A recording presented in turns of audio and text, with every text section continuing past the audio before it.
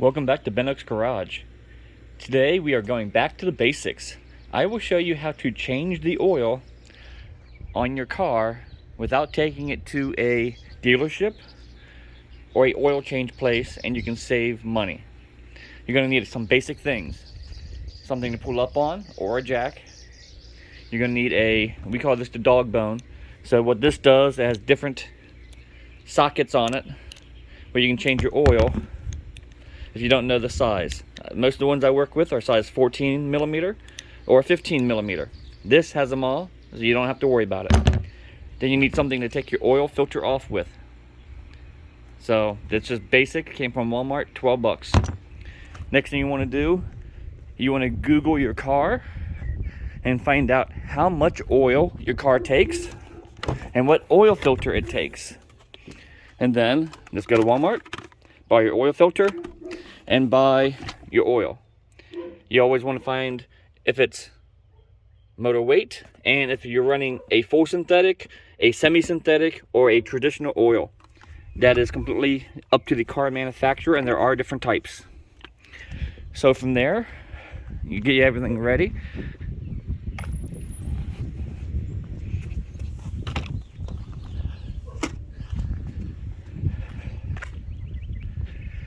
You're going to pull your car up to the ramps, get out of the car, and move the ramps to the front tires to pull up on. So,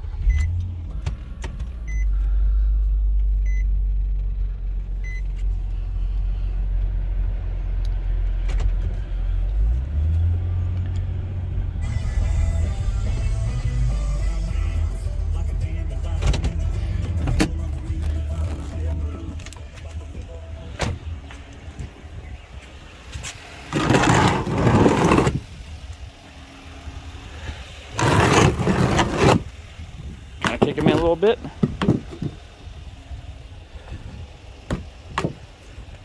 Now it's going to be a weird sensation going up on them, and you want to do it very slowly.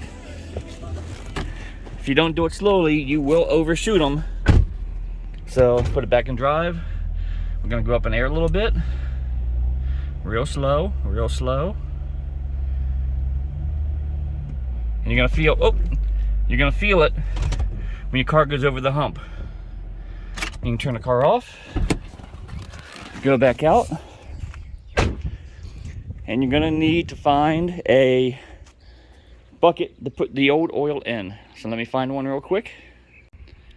All right, once you locate something to put your oil in, we actually use a oil change tub, and we do save all the old oil because we have someone that comes around every couple months and collects all the oil for us. So you're going to get under the car. You want to have your 2 wrenches ready and your new filter. You're going to look for the oil drain plug. So you have two pieces under here. One's called the transmission and one is called the engine. You want to change the engine oil, not the transmission oil. You know the engine side because you're going to see a belt really close to it, where the transmission, you're not going to see any belts. So once you see the belt, you know the closest plug is going to be your oil plug. You're going to get your spanner or your dog bone in there. Take it, turn counterclockwise. All right, then you go counterclockwise to loosen it up. Get your bucket ready underneath it, and you're going to have to take it up with your fingers. You can put on gloves if you want to, and just let it pour.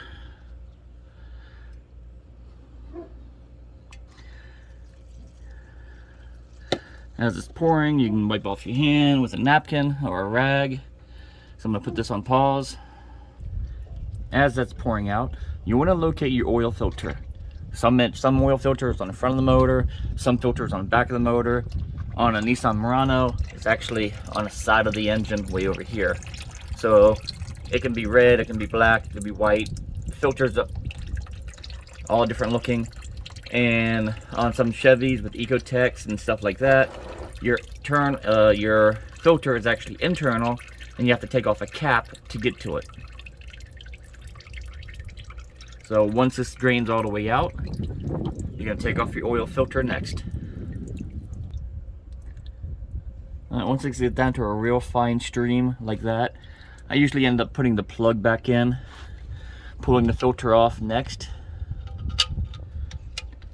And I don't tighten this down yet, because when I pull the filter off, it might release some more oil back into the pan. I'll take this plug out again, just be on the safe side.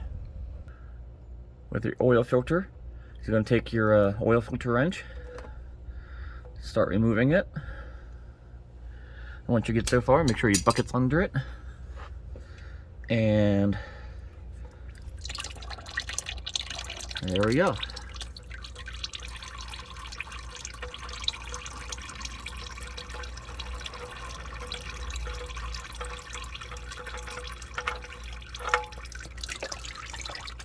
Pour it in.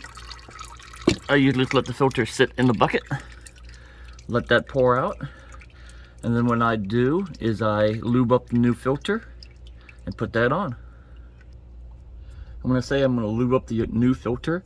Basically, I'm going to take some of this old oil right here, and I'm just going to put it on this rubber gasket, and that will help seal it to the engine, and then twist it back on. Alright, I don't know if you can see it, but I have the oil put on it. So now, just kind of put your hand in there and there you go. And start spinning it back on. You only want to go hand tight with this. So, whatever your hand can put on it without using a wrench, that's as far as you want to go.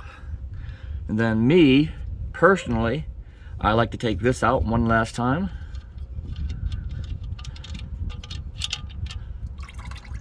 Get that little bit out.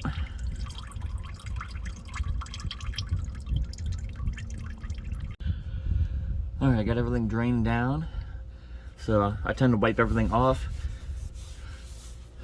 Make everything look decent again. Put your dog bone back on. And tighten it down. There we go.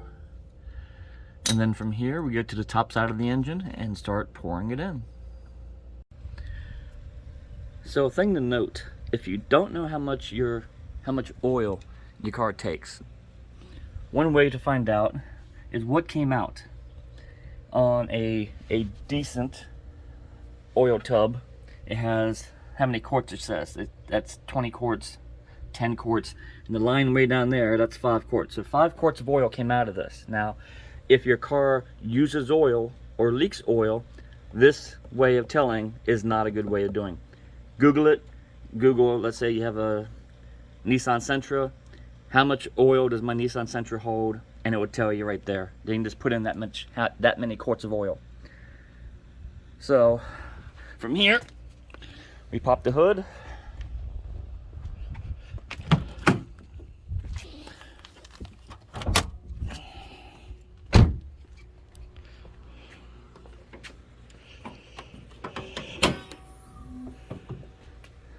Take off your oil cap. And if you don't trust yourself on pouring the oil, you can always use a funnel of some type. Or if you have the experience, you can just pour it straight in.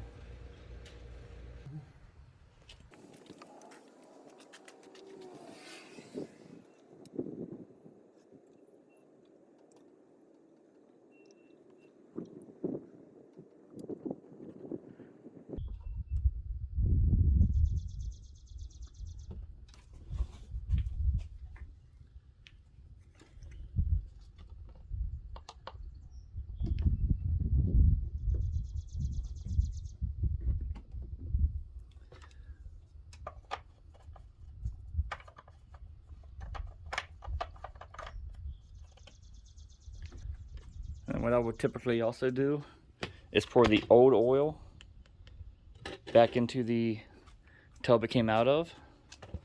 And the reason why I do that is here in Tennessee, all the auto parts stores, Advanced Auto, O'Reilly's, all of them, they take your old oil. No questions asked. You just walk in there with a tub, jug, whatever, and they will accept it. Now before you check your oil, what you want to do is put the car back down off the lift or off your stands.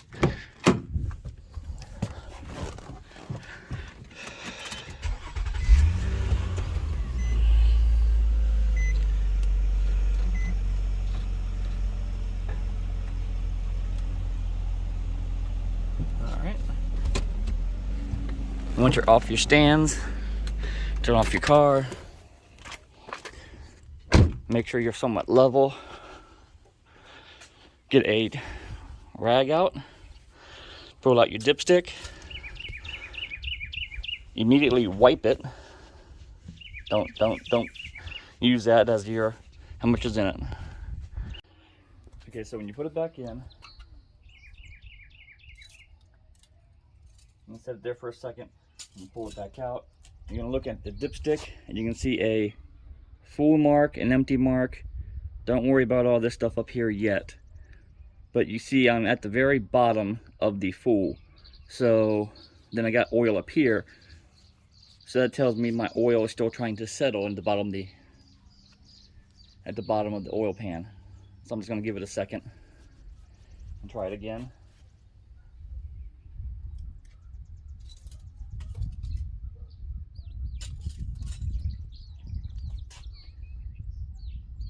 I'm at the very, I don't know if you can see it, but I'm at the very bottom of the low mark. So I'm going to add just a little bit more oil in it.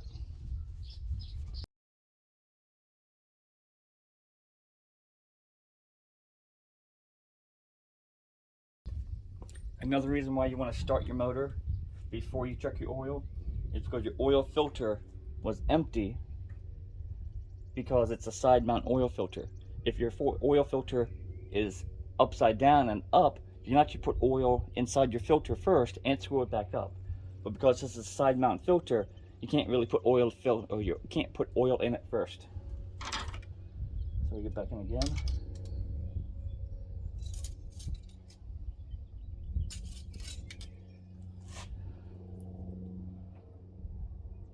And there we have it. We are good to go.